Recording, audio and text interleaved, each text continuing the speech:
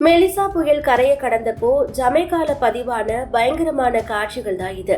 மெலிசா புயல் கரீபியன் நாடுகள்ல ஒன்றான ஜமைக்காவோட தென்மேற்கு நகரமான நியூ ஹோப் அருகே சக்தி வாய்ந்த டைப் 5 புயலா கரையை கடந்த போது மணிக்கு 295 கிலோமீட்டர் வேகத்துல காற்று சுழன்றடிச்சிருக்கு.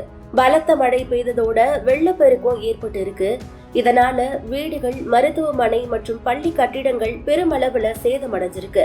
மரங்கள், மின்கம்பங்கள் சாய்ந்த நிலையில 5 லட்சத்திற்கும் அதிகமான மக்கள் மின்சாரம் இன்றி தவிச்சிட்டு வரதாவும், ஆயிரக்கணக்கான மக்கள் நிவாரண முகாம்கள்ல தங்க வைக்கப்பட்டு இருக்கிறதாவும் அதிகாரிகள் தெரிவிச்சிருக்காங்க.